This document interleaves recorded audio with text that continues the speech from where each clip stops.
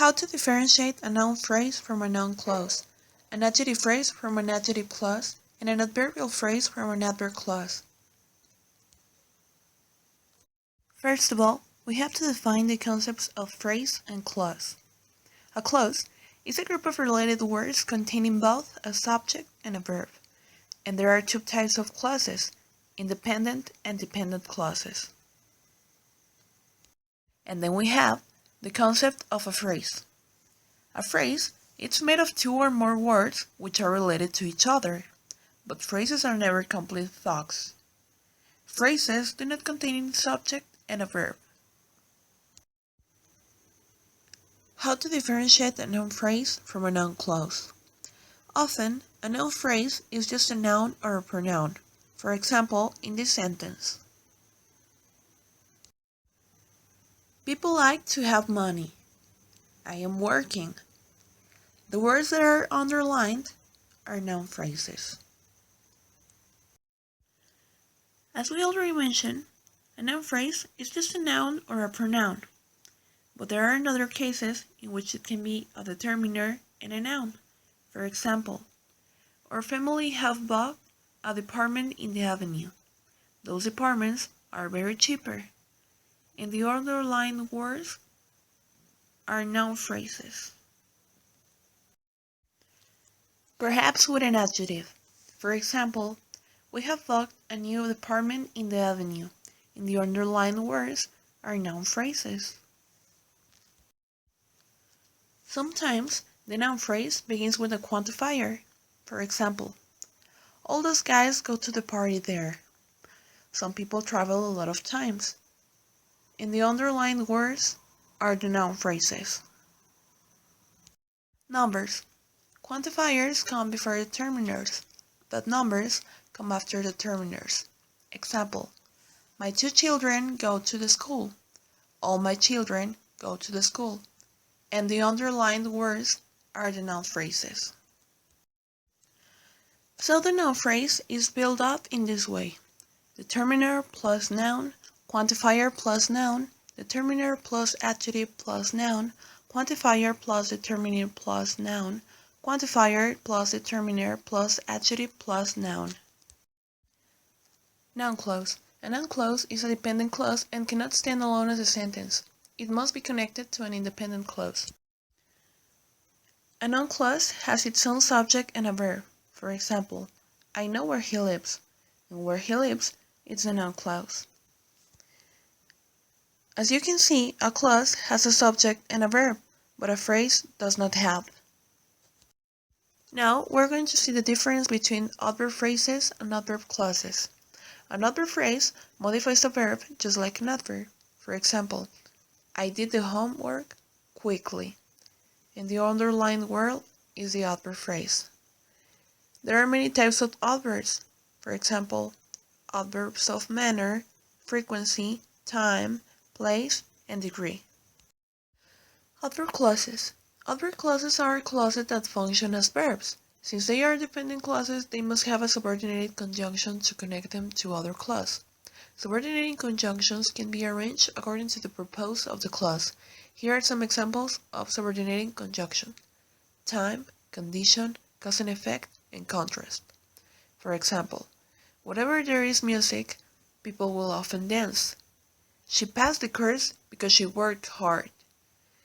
And the underlined words are the adverb clauses. Now we're going to see the difference between adverb phrases and adverb clauses. An adverb phrase modifies a verb just like an adverb.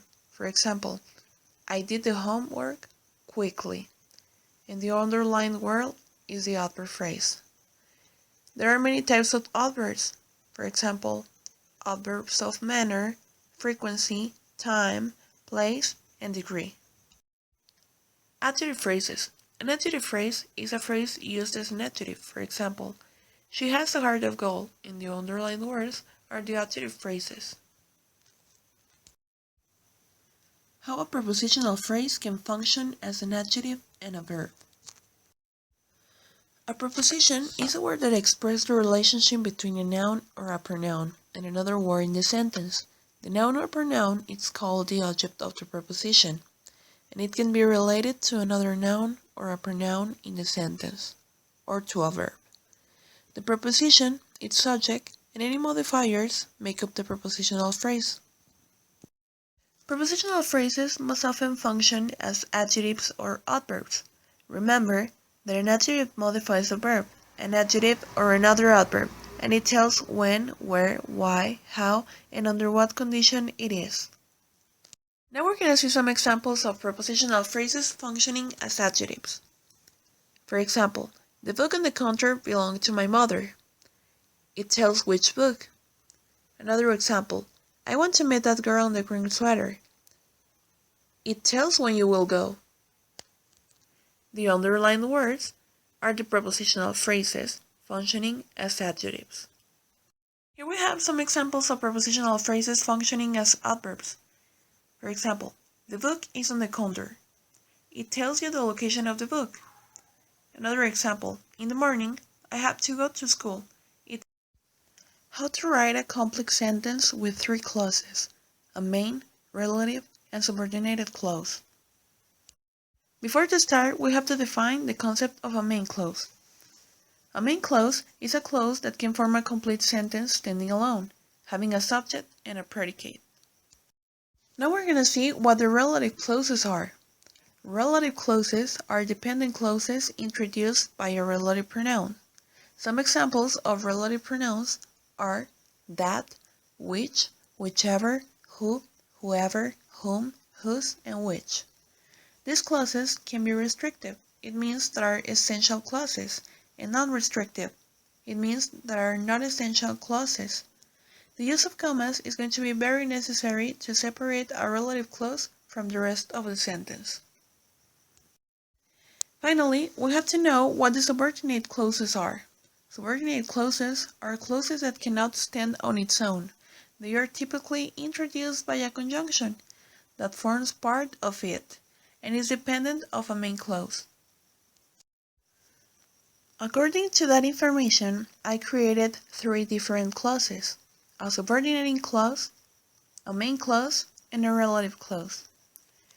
The subordinating clause is going to be because of the rain, because it's using a subordinating conjunction. The main clause is going to be I made a house for hummingbirds, because it makes sense by his own. It's a dependent clause. And the relative clause is going to be which is made of wood, because it uses a relative pronoun which. Now, if we join the three different clauses that I created, we're going to have a complex sentence. Because of the rain, I made a house for hummingbirds, which is made of wood. This is going to be our complex sentence created by three different clauses. How to write a compound sentence with at least three different prepositional phrases. Before to start, we have to know what a compound sentence is. A compound sentence is a sentence that contains two or more independent clauses joined together with a coordinated conjunction, such as the fanboys, that are for, and, nor, but, or, yet, and so. It is distinct from a complex sentence, which is an independent clause joined with one dependent.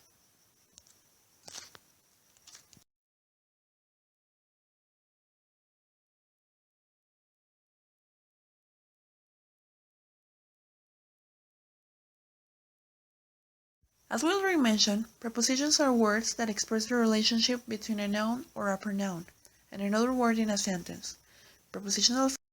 According to this information, I created three different prepositional phrases. One is, my favorite book is in the corner of the classroom. It is a prepositional phrase functioning as an adjective. It tells which book. Another is, the book is in a new place. It's functioning as an adjective. It tells where the book is. And the last one is, I have to find that book quickly. It is functioning as an adverb. Finally, I joined the three different prepositional phrases that I created by using some of the fanboys. And we have the compound sentence. My favorite book is not on the corner of the classroom, so the book is in a new place, but I have to find that book quickly.